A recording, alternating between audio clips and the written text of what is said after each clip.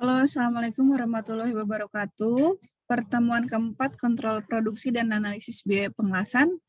Kita lanjutkan dari pertemuan kemarin yang bentuk-bentuk persediaan dalam sistem manufaktur. Nah, pertemuan keempat ini kita akan membahas mengenai masalah-masalah yang terjadi pada saat kita melakukan persediaan.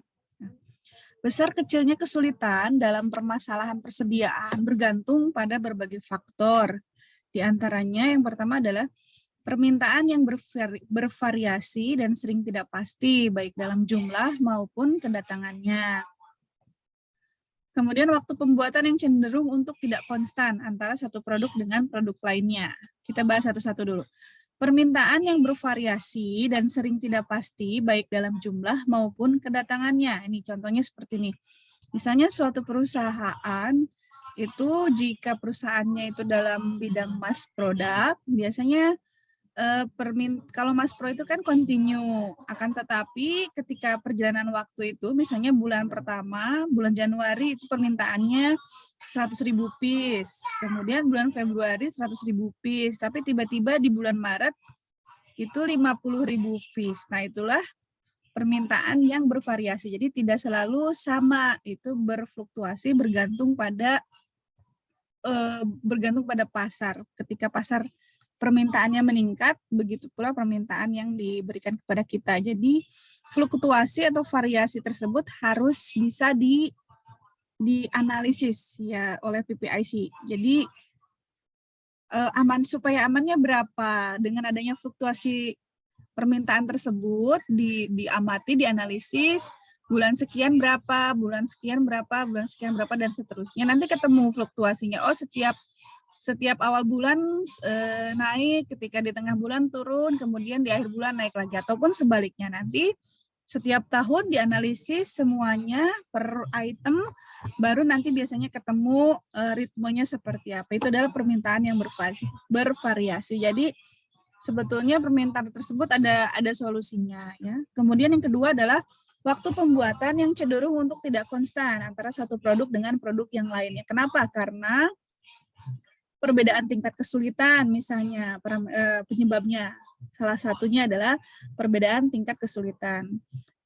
Part yang satu itu lebih sederhana prosesnya, kemudian yang part yang kedua agak lebih sulit prosesnya. Bahkan ada lagi part ketiga itu harus disubkon karena tidak ada mesin yang mumpuni misalnya seperti itu. Itu juga akan membuat waktu pembuatan antara satu komponen dengan komponen lain akan berbeda-beda.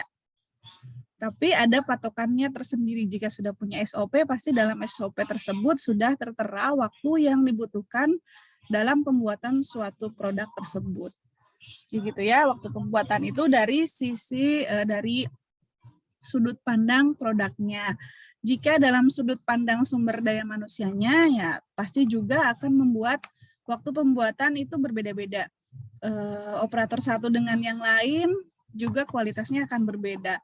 Oleh karena itu hasilnya juga akan berbeda-beda. Jadi diusahakan punya patokan waktu dalam memproses suatu barang. Jadi operator akan mengikuti patokan waktu yang sudah ditentukan tersebut. Tuh. Kemudian yang ketiga adalah waktu ancang-ancang yang cenderung tidak pasti karena berbagai faktor yang tidak dapat sepenuhnya dikendalikan. Ini juga sama ya.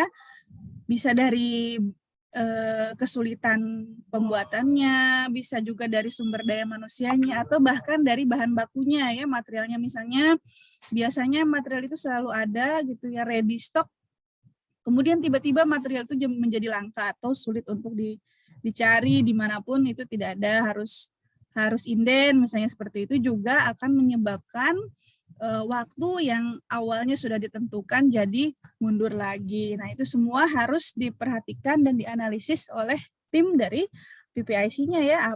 Apa solusinya jika terjadi hal seperti ini? Jika terjadi hal seperti ini, plan A-nya seperti apa? Kemudian plan B-nya bagaimana jika plan A tidak terlaksana, dan seterusnya ya. Kemudian yang selanjutnya keempat adalah sistem administrasi dan pengorganisasian. Jelas ini ya, kalau administrasinya tidak sesuai, tidak terurut, tidak teliti, ya nggak akan selesai ini. Maka nanti akan berpengaruh terhadap waktu penyelesaian. Kacau jadinya seperti itu. Pengorganisasian pun sama ya, sesuai dengan tupoksi ya, tugas pokok dari masing-masing pekerjaan. Kemudian tingkat pelayanan yang ingin diberikan, ini juga sama ya, mau bagaimana, mau cepat, pangkas atau santai, itu silakan dipilih.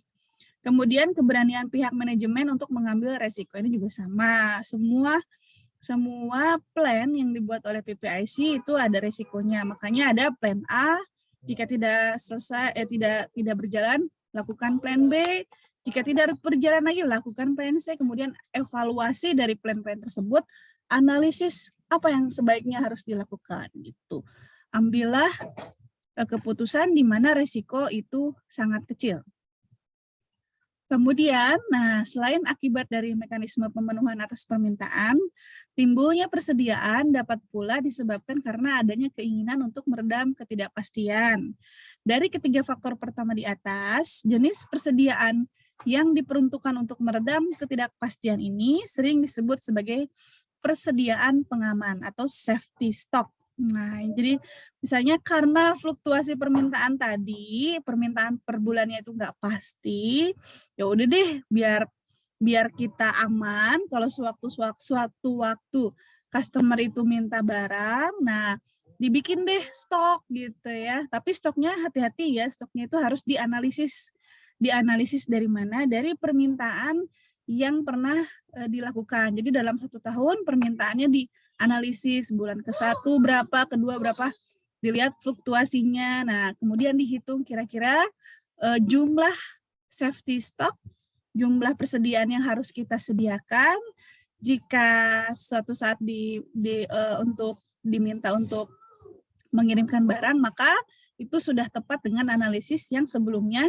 dilakukan oleh tim PPIC-nya. Itulah yang disebut sebagai safety stock gitu ya. Tapi dengan catatan safety stock ini bisa dilakukan untuk pekerjaan dalam jenis jasa yang mass production. Jika dalam job order mungkin safety stock ini bisa dilakukan, bisa juga tidak. Kembali lagi, lakukan analisis terhadap permintaan dari customer yang pernah dilakukan dalam 1 tahun terakhir, dalam 2 tahun terakhir, dan seterusnya. Dari situ, dari analisis, dari evaluasi kita dapat. Ya, biasanya seperti ini ritmenya gitu. Kemudian, adapun sebab lain dari timbulnya persediaan adalah keinginan untuk melakukan spekulasi atau spekulatif motif dengan tujuan mendapatkan keuntungan dari kenaikan harga barang di masa mendatang. Faktor spekulasi ini biasanya terjadi pada barang-barang yang langka di pasaran ataupun barang-barang yang monopolistik. Mudah sekali ini contohnya minyak goreng seperti kemarin ya.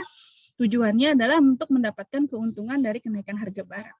Tapi ini dalam usaha manufaktur itu jarang sekali dilakukan ya, karena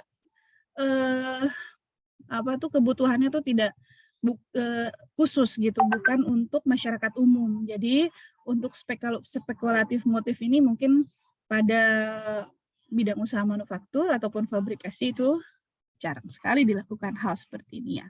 Nanti kita bisa kehilangan customer kalau melakukan hal ini. Kemudian permasalahan umum pengendalian persediaan. Secara implisit telah diuraikan bahwa fungsi utama persediaan adalah menjamin kelancaran mekanisme pemenuhan permintaan barang. Tujuannya kan itu ya, supaya ketika customer minta barang, kita sudah siap sesuai dengan kebutuhan pemakai, sehingga sistem yang dikelola dapat mencapai kinerja atau performance yang optimal. Jadi ini tugasnya siapa ya? Tugasnya PPIC juga ya, untuk menganalisis kira-kira dalam bulan depan ini permintaannya berapa. Kalau sudah dapat berarti ya sudah dilakukan, tapi kalau belum kira-kira kita mau stok berapa, yaitu lakukanlah analisa gitu ya. Adapun permasalahan yang dihadapi di dalam pengendalian persediaan pada umumnya adalah sebagai berikut. Yang pertama, permasalahan kuantitatif, yaitu hal-hal yang berkaitan dengan penentuan jumlah barang yang akan dipesan atau dibuat saat pemesanan atau pembuatan, serta jumlah persediaan pengamanannya. Permasalahan ini sering dikenal dengan penentuan kebijaksanaan persediaan atau inventory policy, yaitu pemilihan metode pengendalian persediaan yang terbaik. Nah, ini nggak bisa diputuskan langsung, ya udah kita nyetok segini, nggak bisa. Semua harus dilakukan berdasarkan analisis. Analisis apa? Analisis permintaan yang sebelumnya pernah dilakukan gitu. Jadi kita membaca dulu ya, membaca permintaan-permintaan yang pernah dilakukan. Kemudian setelah membaca, melihat, menyimak, mengamati, barulah nanti kita buat analisanya.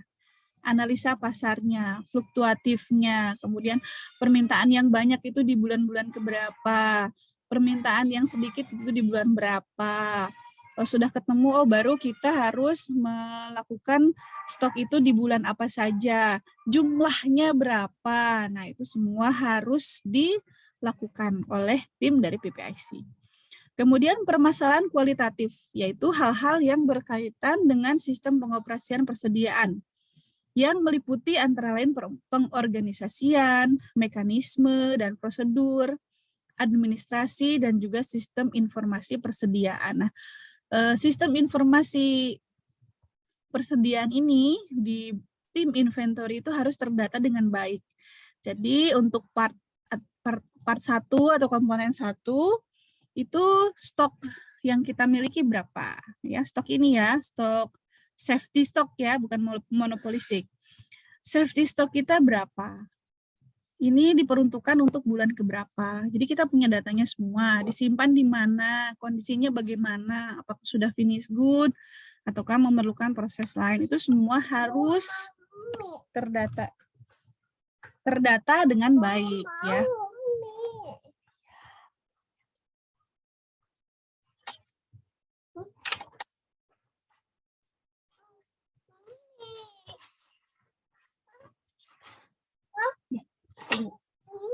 Iya.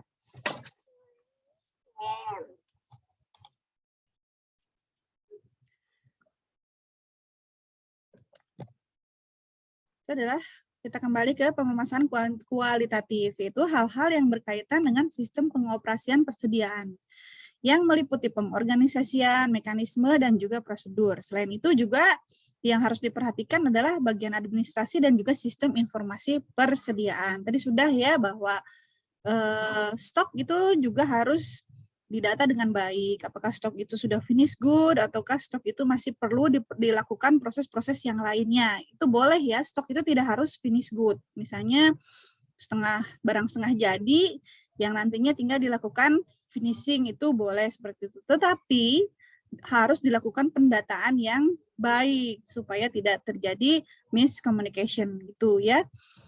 Kemudian selain sistem informasinya, juga administrasi juga itu harus baik ya, ter-record dengan baik. Kemudian pengorganisasian juga sama. Jadi untuk proses pembuatan stok itu kan nanti akan dijadwalkan dalam jadwal PPIC, itu harus dijadwalkan dengan benar bahwa produk ini buat stok, bukan untuk dikirim. Seperti itu harus jelas semuanya ya. Itu adalah tugas dari tim PPIC, tapi kalau untuk stok itu adalah bagian dari divisi inventory ya. Oleh karena itu nanti yang memberikan kebijakan untuk proses dari stok ini adalah inventory dengan inventory policy tadi. Itu. Nah, kemudian ukuran kinerja atau performance dari sistem persediaannya seperti apa? Jadi bertitik tolak dari uraian sebelumnya, tersirat bahwa tujuan dari sistem pengendalian adalah mencari jawaban optimal baik terhadap permasalahan-permasalahan kualitatif maupun kuantitatif yang timbul di dalam suatu sistem persediaan, sehingga persediaan barang yang ada dapat berfungsi sebagaimana yang diharapkan ya. Jadi jangan kalau kita bicara tentang kuantitatif, kita nyetokin 100.000 gitu ya, padahal yang dibutuhin itu cuma 10.000 piece, ya nggak bisa begitu. Artinya kalau dia nyetokin 100, tim inventory meminta stok 100 100.000 berarti artinya dia tidak menganalisis dengan baik ya, tidak menganalisis permintaan sebelumnya dengan baik, karena biasanya permintaan yang akan diminta itu biasanya tidak terlalu jauh gitu perbedaannya dengan permintaan yang pernah dilakukan sebelumnya, seperti itu ya, kecuali permintaan baru ya, produk-produk baru itu kita masih belum bisa memprediksi ya, seperti itu. Baik, kualitatif juga sama ya. Oleh sebab itu untuk mengukur kinerja sistem persediaan diambil ukuran yang lebih operasional, yaitu ongkos minimal untuk suatu kurun waktu operasi tertentu. Biasanya dalam waktu 1 tahun, seperti itu ya. Jangan kita mau nyetokin untuk tahun kedua, ketiga dan keempat untuk apa ya, seperti itu ya, karena kembali lagi ke pertemuan sebelumnya, stok itu adalah uang yang diam, tidak berputar ya. Jadi tidak boleh terlalu banyak dan tidak boleh tidak ada. Gitu. Jadi harus dipikirkan dengan matang karena itu berhubungan dengan ini ya, berhubungan dengan dana seperti itu.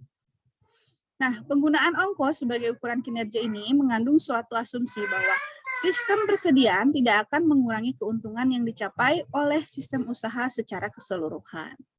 Dengan asumsi ini, minimasi ongkos persediaan akan berarti akan menaikkan keuntungan sistem usaha secara keseluruhan bila faktor yang lainnya tetap. Nah, jadi kalau kita bicara tentang dana di persediaan atau uang yang dalam bentuk persediaan, kalau kita melakukan stok itu tepat sekali ya, tepat sesuai dengan prediksi, tetap sesuai dengan peramalan ya, ketika dibutuhkan ada ya, itu juga akan menaikkan keuntungan dari suatu perusahaan tersebut. Jadi seperti tapi ya kalau kita berbicara berlebihan kuantitasnya ya bukan jadi keuntungan ya, malah jadi mengendap ya. Jadi uangnya ngendap di persediaan barang yang tidak terjual seperti itu. Kemudian ukuran kinerja sistem persediaan tidak cukup diukur berdasarkan ongkosnya saja, sebab ongkos merupakan kriteria intern yang hanya diketahui oleh pengelola. Ya jelas ya, yang tahu mengenai biaya yang dikeluarkan untuk melakukan persediaan itu ya perusahaannya sendiri. Bagi pemakai atau konsumen, kinerja sistem persediaan akan diukur dari tingkat pelayanan atau service level yang dapat diberikan. Jadi bagi customer ketika dia minta dengan waktu yang cukup singkat, cepat, kemudian kita punya persediaan yang cukup, kemudian dikirim dengan cepat, juga kita akan memperoleh nilai plus dari customer tersebut. Jadi artinya tingkat pelayanan atau service level yang kita berikan akan memuaskan customer kita. Jadi gitu ya. Jadi persediaan atau stok yang kita lakukan untuk mempersiapkan permintaan barang itu dibilang cukup penting dalam menjaga service level atau tingkat pelayanan kepada konsumen.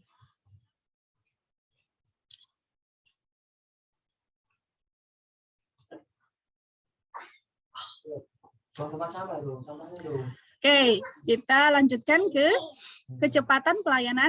Itu kecepatan pelayanan tadi ya, service level itu dapat berupa, yang pertama adalah waktu pengiriman atau delivery time. Yang kedua adalah waktu proses atau processing time. Keduanya harus dalam tingkat yang unggul jika kita ingin memperoleh service level yang paling tinggi. Karena apa? Service level inilah yang akan memberikan nilai plus bagi perusahaan kita dari customer kita. Ketika service levelnya tinggi, ya di bawah-bawahnya ya, capaian-capaian yang kita inginkan itu biasanya mengikuti. Kalau service levelnya baik, maka ketika kita melakukan suatu kesalahan, itu biasanya tertutupi oleh service level kita yang memang sangat baik tuh ya. Yang pertama kita akan bahas mengenai waktu pengiriman atau delivery time. Nah, selain ukuran kinerja tingkat pelayanan tersebut di atas, dalam sistem jasa atau perdagangan sering digunakan inventory turnover sebagai ukuran efektivitas manajemen suatu persediaan. Adapun inventory turnover itu artinya adalah perbandingan volume penjualan tahunan dengan persediaan barang rata-rata. ini biasanya dilakukan pada perdagangan umum, bukan pada perusahaan manufaktur.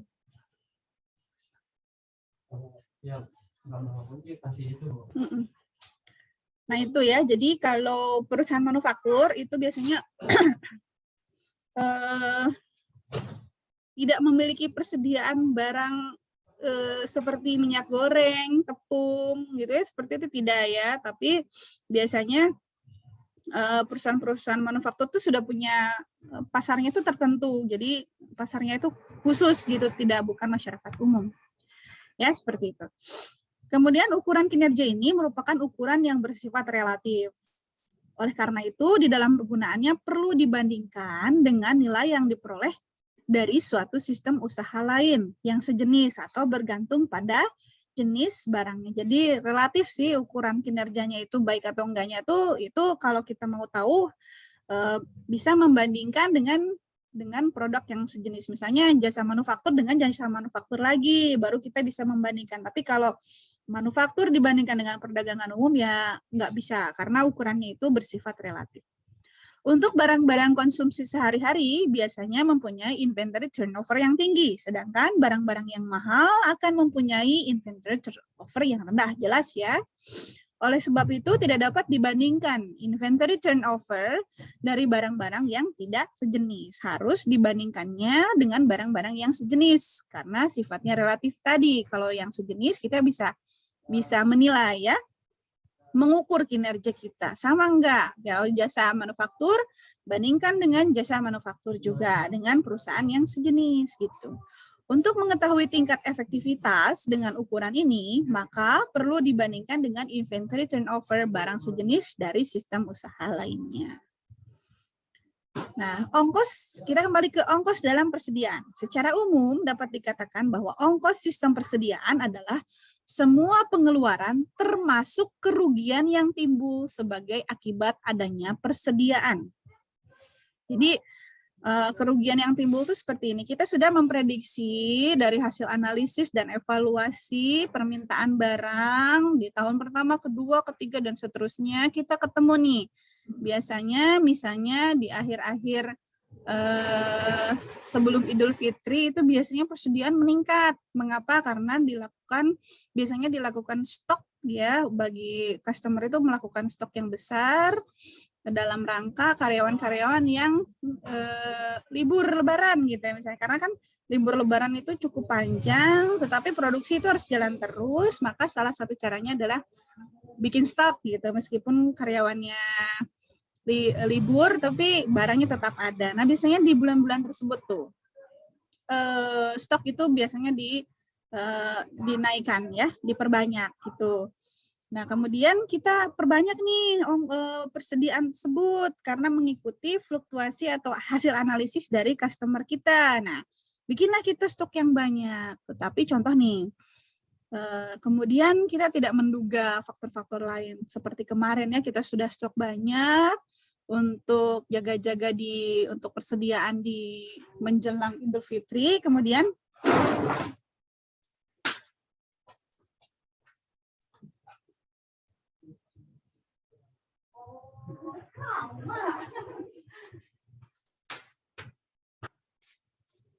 ternyata menjelang Idul Fitri itu terjadi pandemi, misalnya sebagai contoh ya, tiba-tiba terjadi pandemi, kemudian permintaan pasar turun, akibatnya apa? Persediaan yang sudah kita siapkan sebelumnya, itu tidak semuanya bisa di-order, bisa dibeli oleh customer kita. Akhirnya apa? Sisa persediaannya akan menumpuk, ya, menumpuk di gudang inventory. Nah, itu apa artinya? Itu kita mengalami kerugian karena kita tidak tahu, kita belum bisa memprediksi kapan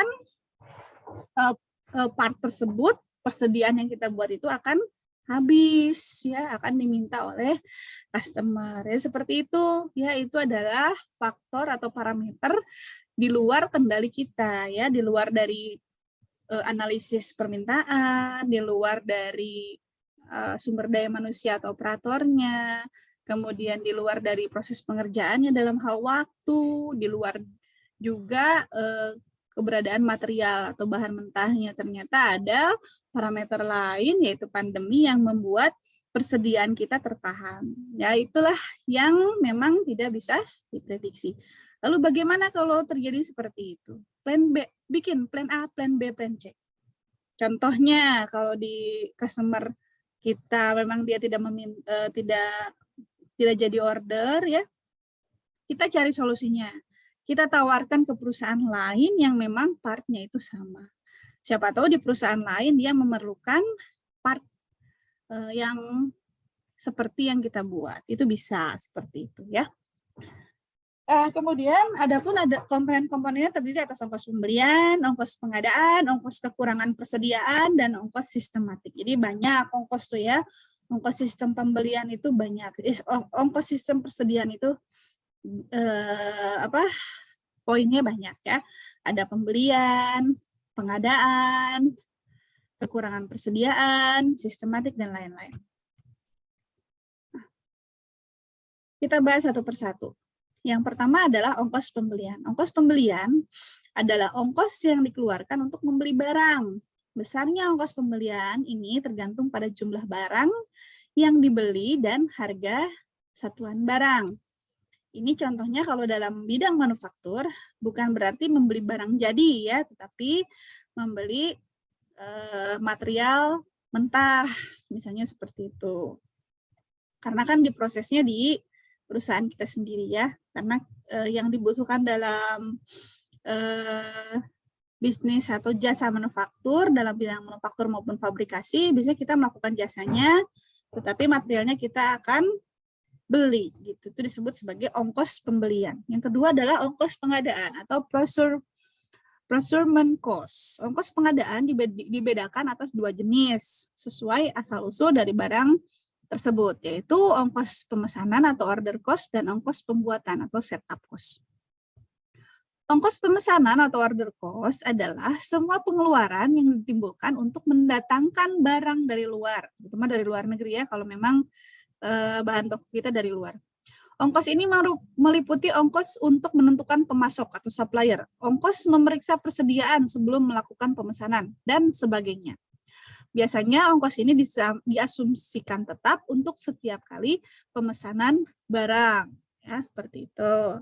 Kan kadang kita juga survei dulu tuh ke distributornya, ya. Ini barangnya seperti apa, bagus atau tidak, itu masuk ke dalam ongkos pemesanan. Kemudian ada ongkos pembuatan atau setup cost. Ongkos pembuatan adalah pengeluaran yang ditimbulkan untuk persiapan memproduksi barang. Ongkos ini biasanya timbul di dalam pabrik yang meliputi ongkos setting mesin, ongkos mempersiapkan gambar benda kerja, dan lain-lain. Misalnya ini harus dibikin gambar kerjanya dulu, kita meminta bantuan ke drafternya, yaitu adalah ongkos pembuatan atau setup cost. Karena kedua ongkos tersebut mempunyai peran yang sama, yaitu untuk pengadaan, maka di dalam sistem persediaan ongkos tersebut sering disebut sebagai ongkos pengadaan atau procurement cost saja, ya. Berhenti sampai di sini, ya, ini belum masuk ke produksi. Kemudian ongkos kerusakan dan penyusutan barang yang disimpan dapat mengalami barang yang disimpan itu dapat mengalami kerusakan, bahkan dapat pula mengalami penyusutan. Ongkos yang ditimbulkan karena faktor kerusakan dan penyusutan ini biasanya diukur dari pengalaman sesuai dengan prosentasinya. Penyusutan apa? Misalnya contoh nih, kita punya persediaan 10.000 unit spion misalnya. Spionnya nyusut gitu, bukan, ya, bukan spionnya menyusut jadi kecil, bukan seperti itu. Jadi setiap perlengkapan, peralatan, persediaan itu semua dalam hitungan accounting itu semua mengalami penyusutan. Penyusutan itu dalam artian penyusutan barangnya, nilai dari suatu barangnya. Contoh kalau kita bicara tentang mesin, contoh nih, ya, kita membeli mesin CNC milling seharga 1 miliar di tahun 2020. Maka di tahun 2021, si mesin ini kan kalau dalam akunting masuk aset 1 miliar. Tapi nanti dalam perjalanannya, aset 1 miliar ini akan dikurangi dengan biaya penyusutan namanya. Biaya penyusutan. Itu nanti ada hitungannya tersendiri. Biaya penyusutannya seperti apa metodenya. Kemudian nilainya berapa, nanti dikurangi setiap tahunnya atau setiap bulannya, itu terserah dari akuntingnya ya. Nah, itu ada pos-posnya tersendiri. Nah, itu adalah penyusutan barang. Mengapa ada penyusutan barang? Karena misalnya contoh di tahun 2020 beli mesin CNC milling 1 miliar. Nanti di tahun 2021 setelah 1 tahun pemakaian, ketika nanti akan dijual itu nilainya akan berkurang, misalnya jadi 900 juta. Dalam 1 tahun terjadi biaya penyusutan dari mesin CNC milling itu sebesar 100 juta. Jadi seperti itu ya, karena kalau aset kita dalam bentuk mesin, itu suatu saat mesinnya akan rusak, ya habis masa pemakaian. Itulah yang disebut sebagai penyusutan barang. Berbeda dengan tanah ya.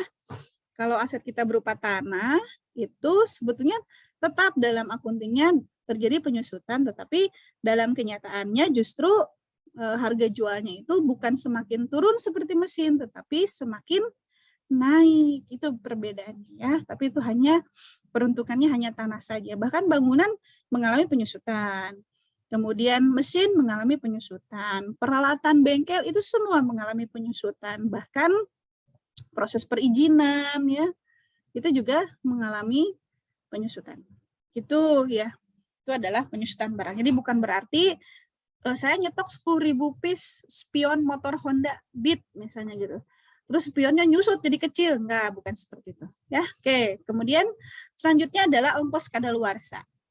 Ya, ada kalanya barang-barang yang disimpan mengalami penurunan nilai karena adanya model yang lebih baru. Hal ini banyak dijumpai pada barang-barang elektronik ya. Contohnya kalau zaman dulu itu kalau masih zaman saya itu MP3 itu wah keren banget ya, kemana-mana bisa dengar musik pakai MP3 yang kecil ya, kita bisa masukkan lagunya ke dalam MP3, kemudian kita bisa jalan-jalan membawa MP3 tersebut. Tapi zaman sekarang udah enggak ya, karena di dalam handphone Android kita itu semua sudah ada gitu, jadi nggak perlu lagi hal-hal seperti itu. Jadi ketinggalan modelnya itu udah nggak zaman, istilahnya seperti itu. Itu banyak sekali terjadi pada barang elektronik, handphone, fashion ya, itu ada masa kadaluarsanya. Nah, besarnya ongkos kadaluarsa ini biasanya diukur dengan besarnya penurunan nilai jual barang tersebut. Sama tadi ya, ketika beli mesin milling CNC milling sekarang 1 miliar, tahun depan jadi tinggal 900.000. Nah, sekarang apakah dalam jasa manufaktur itu terjadi ongkos kadaluarsa? Ya, tapi biasanya ongkos kadaluarsanya tuh dalam hal jika persediaan itu tidak terpakai sesuai dengan prediksi atau peramalan kita, maka persediaan itu akan mengendap di gudang kita, di inventory. Kalau misalnya si produknya itu adalah produk, ini contoh di bidang manufaktur. Jika produknya itu bahan bakunya adalah baja tahan karat atau stainless steel, maka kita taruh dalam waktu lama pun kondisi barang akan tetap bagus. Tapi bayangkan jika barang tersebut material bahan mentahnya itu adalah baja karbon biasa, misalnya seperti itu ya. Kemudian dalam proses penyimpanannya itu tidak dilindungi dengan material-material tahan karat ya. Pastinya terjadi korosi. Jika terjadi korosi apa? Maka persediaan tersebut akan mengalami penurunan nilai jualnya. Banyak korosi. Kalau banyak korosi itu kita lihat lagi apakah masih bisa diselamatkan, istilahnya masih masuk ke dalam toleransi atau tidak. Kalau tidak ya terpaksa ya, bukan dibuang sih, dijual ya, karena semua ibaratnya istilahnya sampah yang ada dalam bidang manufaktur itu semua ada nilainya. Tapi kan nilainya akan lebih rendah daripada nilai jual dari produknya. Itu seperti itu, otomatis tetap kita mengalami kerugian. Itu adalah disebut sebagai ongkos kadaluarsa. Gitu ya. Kemudian ada ongkos asuransi, ini biasanya untuk menjaga barang terhadap hal yang tidak diinginkan seperti kebakaran, huru-hara, dan sebagainya. Maka barang yang disimpan juga diasuransikan. Itu disebut sebagai ongkos asuransi. Ada juga kalau di kawasan industri di sini ketika kita sudah tidak punya tempat yang besar untuk menyimpan persediaan kita, kita bisa menyewa tempat untuk menyimpan persediaan kita. Itu ada ongkosnya. Kita sewa gudang, banyak sekali ya di kawasan MM itu gudang-gudang yang disewakan untuk persediaan-persediaan yang dimiliki oleh perusahaan-perusahaan yang lain yang memang lokasinya terbatas atau tempatnya terbatas. Kemudian ongkos administrasi. Nah, ongkos ini dikeluarkan untuk pengadministrasian persediaan barang yang ada, baik pada saat pemesanan, penerimaan barang, maupun penyimpanannya. Administrasi itu ada ya, misalnya dalam kita mau menyimpan, kita butuh kartu stok, kita beli kartu stok, gitu kan. Dalam menyimpan persediaan, kita perlu membuat surat jalan, ada kertasnya, ATK, dan lain itu juga disebut sebagai ongkos administrasi. Dan yang terakhir adalah ongkos lain-lain. Ini adalah semua ongkos penyimpanan yang belum dimasukkan ke dalam elemen ongkos-ongkos yang sudah disebutkan tadi. Biasanya bergantung pada situasi dan kondisi dari perusahaan. Gitu, misalnya contohnya apa ya? Contohnya kita untuk nyimpen persediaan ini, kita butuh box-box yang apa tuh bukan dalam bentuk kardus gitu, tidak boleh kardus karena takutnya kalau ditumpuk itu nanti akan merusak komponen kita karena komponennya itu rentan misalnya gitu. Jadi kita harus beli box-box dari plastik yang memang kondisinya kokoh gitu. Nah itu juga bisa masuk ke dalam ongkos lain-lain karena kan itu di luar dari part-part yang sebetulnya kita sudah buat. Seperti itu ya, itu adalah jenis-jenis dari ongkos yang dikeluarkan dalam pemenuhan persediaan yang harus dibikin oleh suatu perusahaan untuk memenuhi kebutuhan dari customer-nya. Gitu. Nah, ini nanti ongkos-ongkos lain, sampai 5 ya. Nah, yang keempat adalah ongkos kekurangan persediaan. Apabila dijumpai tidak ada barang pada saat diminta, maka akan terjadi keadaan kekurangan persediaan. Nah, ongkos kekurangan persediaan dapat diukur dari kuantitas yang tidak dapat dipenuhi, waktu pemenuhan, dan ongkos pengadaan darurat. Ini kalau misalnya ternyata persediaan kita bikin 10.000, ternyata customer kita mintanya 10.500, waduh kurang nih 500-nya. Nah, artinya kita harus memenuhi kekurangannya itu dalam waktu yang cepat. Maka bagaimana caranya? Udah kita sapukan aja deh. Kita cari rekan yang bisa bikin dalam waktu cepat. Nah, nanti kita bantu semua proses persediaannya. Kemudian kita bayar ke rekan kita tersebut, artinya semua prosesnya disapon, nanti sudah selesai, baru kita kirimkan ke customer.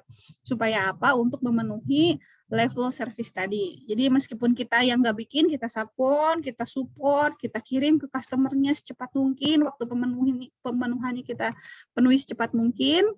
Nah, itu disebut sebagai ongkos kekurangan persediaan. Jadi kita harus ngeluarin ongkos pengadaan darurat untuk membayar subkon kita mengerjakan produk yang diminta customer yang tidak bisa kita sediakan. Itu bisa juga ya. Makanya hubungan silaturahim dengan rekan-rekan dengan jasa-jasa manufaktur yang mirip sama dengan kita itu harus terjalin dengan baik karena suatu saat kita membutuhkan support dari mereka. Itu. Nah, yang terakhir adalah ongkos sistematik. Selain ongkos disebutkan di atas yang biasanya bersifat rutin, maka ada ongkos lain yang disebut ongkos sistemik atau sistematik. Ongkos sistemik ini meliputi ongkos perancangan dan perencanaan sistem persediaan, serta ongkos-ongkos untuk mengadakan peralatan, misalnya komputer. Kemudian melatih tenaga yang digunakan untuk mengoperasikan sistem. Ongkos sistemik ini dapat dianggap sebagai ongkos investasi bagi pengadaan suatu sistem persediaan. Misalnya mau pakai aplikasi nih, saya mau beli aplikasi untuk proses persediaan. Misalnya karena banyak mau melakukan persediaan terhadap komponen yang biasanya dipesan, kita bikin aplikasinya. Contohnya misalnya aplikasinya tuh bisa tahu, oh untuk part A ditaruhnya di sini, di gudang, di rak ini, kemudian ada berapa piece kuantitinya, kemudian prosesnya apakah finish good ataukah masih di proses lain. Nah, itu kita bisa, contohnya ya, kita bisa beli aplikasinya. Kemudian misalnya